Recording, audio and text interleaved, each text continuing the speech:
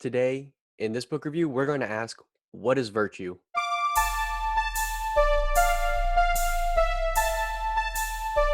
And the reason I'm asking that is because I recently, this Tuesday, did a podcast on the golden mean, and I talked a lot about Aristotle's ethics, and I've done that a lot on this podcast.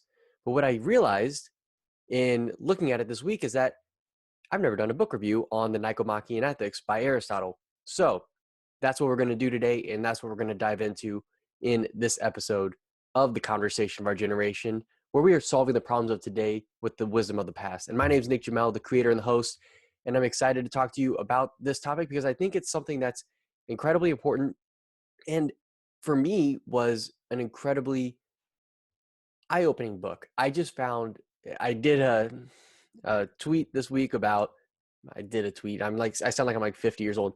I tweeted out about, here are 5 books that impacted me and tagged 5 people, like, share this. What are 5 books that have impacted your life and changed the way you think about things? And for me, one of the big ones was the Nicomachean Ethics because, and I still don't know if I say this right. Again, I'm a Spanish student, not a Greek student. So I hope I'm doing this right. But it is a book that for me really opened up my eyes to understanding what ethics really is, what virtue truly is, beyond just you should do it because Jesus said so. You should do it because it's the right thing to do. And yes, those are good reasons, but they don't actually get to the substance of why it's the right thing. It doesn't fully answer the question of why are we doing this? Why is it important to be virtuous? And the ethics by Aristotle show you why that's the case, why it's good to be an ethical person. And that's what I think people today need. And that's why I think this book is important. So we're going to dive into that. But before I do, I want to remind you to subscribe on wherever you're listening to podcasts, leave a rating and review. That helps me out. Subscribe on YouTube to be able to watch this. If you're on YouTube watching this, hit subscribe so you get better of these book reviews going forward. Follow me on Twitter. And if you're interested in this topic, definitely head over to conversationforourgeneration.com/courses in order to uh, be able to, you could subscribe there or to the newsletter, but then what you do, if you fill out that form and tell me which courses you're interested in, I'm going to be rolling out courses on different topics. Those 4 are some that I'm thinking about. I'm not necessarily going to do all of those 4, but I am going to do a couple of them at least to start. And I think that the course on the golden mean seems to be well received. So I'm going to start there and do some extra work and dive deeper into this idea.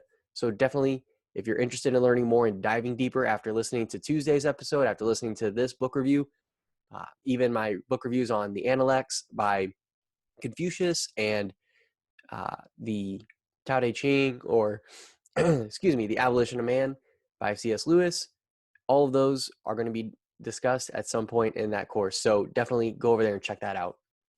So with that, let's hop into the quote of the week or really the quote of the episode. And so this one comes out of book 6 of the Nicomachean Ethics, and it says, regarding practical wisdom, we shall get at the truth by considering who are the persons we credit with it.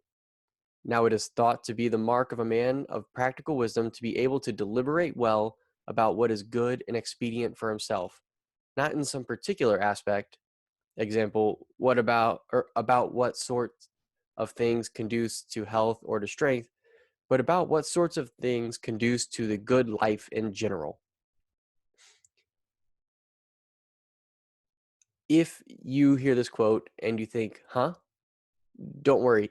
I did too. I had to read it multiple times again. I was looking for a good quote on practical wisdom, but I like this one because what he's saying here is the so he starts off with saying, regarding practical wisdom, we shall get at the truth by considering who are the persons we credit with it.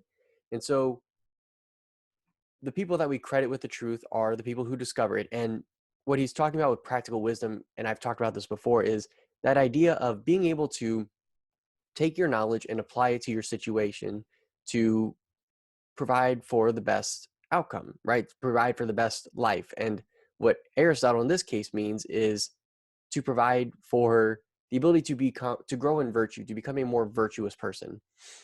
And so what he says here is it's often thought to be basically the next sentence is like saying it's often thought that the man of practical wisdom is the one who's able to find what's expedient or good for his health, right? It's kind of like what we have today, where the people who are considered successful, the success that we're going for is rich or really fit over, like not like healthy fitness, but just fitness model level fitness. And those are the things that he's saying.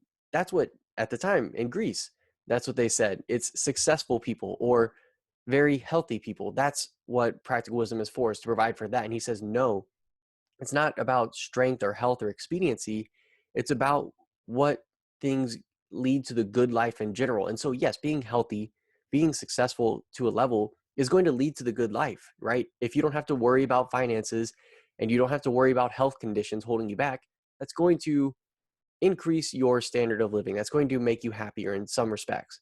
But what Aristotle's talking about throughout the Nicomachean ethics is you need to become a virtuous person in order to truly be able to live the good life. That's what it's about, is not being a man of success or a man of stature, but being a man of virtue.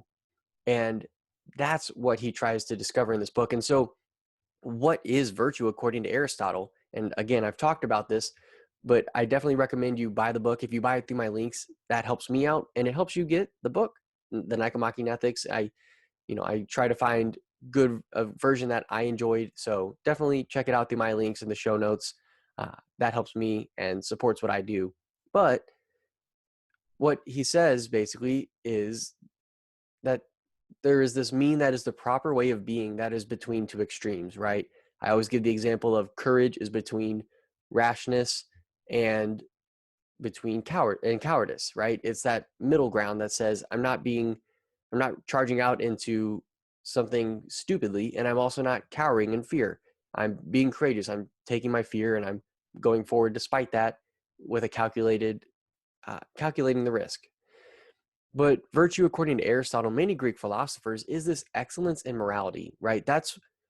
He talks a lot about you can be excellent in finance, you can be excellent in gymnastics and all these things. And Tom Brady or LeBron James, they are famous because they are excellent at their sport. They are the best in their field, right? And I'm not going to get into a debate about the best of all time, but they are the best right now for sure. I don't think anyone would doubt that, at least. Seriously, at least. And so you have that sort of excellence. You have the Jeff Bezos, Elon Musk sort of excellence where you can be incredibly successful in life. But you also have this saintly excellence, this excellence that Thomas Aquinas, that Saint Padre Pio, that Saint Joseph emulated so well. And I think even, and plenty of women, obviously, I realized that I just named all men, which I don't care as much about, but for the feminists out there, Saint Faustina, Mother Mary, obviously is, so there's obviously great examples throughout time and throughout the world of people who are incredibly saintly and virtuous, but they're not necessarily the excellence in the way that the world measures it. They have this, but they also have this excellence that I think just about everyone recognizes, right? Everyone recognizes people, even non-Christians, who have this holiness, like Gandhi and some of these people who are very peaceful, who are incredible at living the virtuous life, right? We recognize something in them that draws us to them. And that's the kind of excellence that Aristotle proposes we should seek, right? That is the highest form of excellence. The other forms of excellence are good, but that is the greatest good of excellence, is to be virtuous, to be a good person.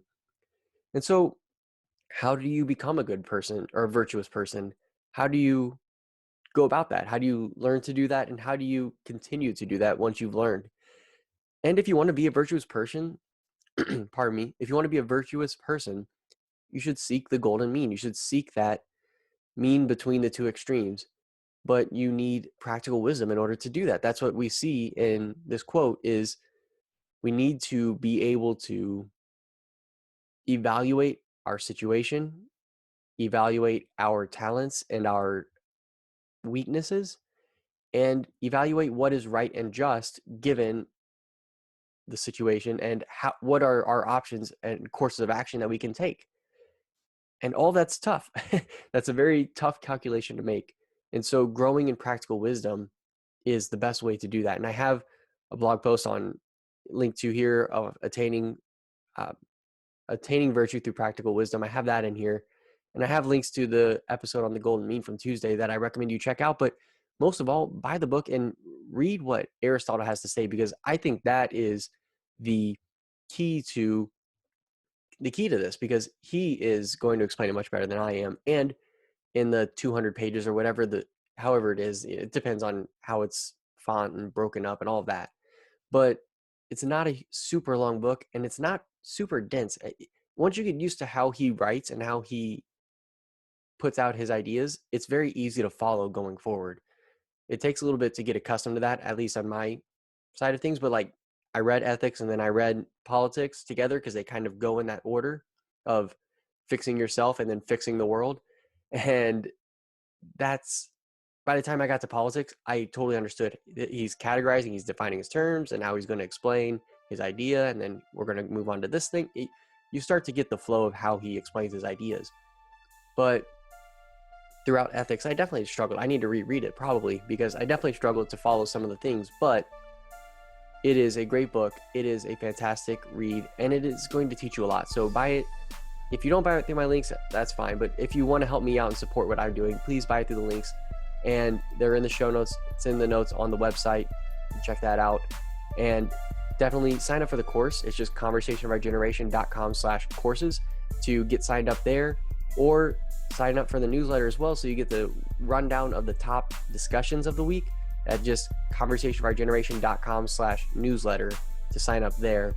And leave a good rating and review, subscribe on YouTube, on wherever you're listening to this podcast, whatever it is. Follow me on Twitter at ConnorVarGen, and get involved in the conversation. I'm curious to hear feedback and thoughts that you have anytime. I'm always interested in expanding upon these ideas, questioning what I have to say, whatever it is. I'm always looking for some good input. So let me know what you think. And thank you for listening to this episode of The Conversation of Our Generation. Let's get the dialogue going. I'll talk to you next time.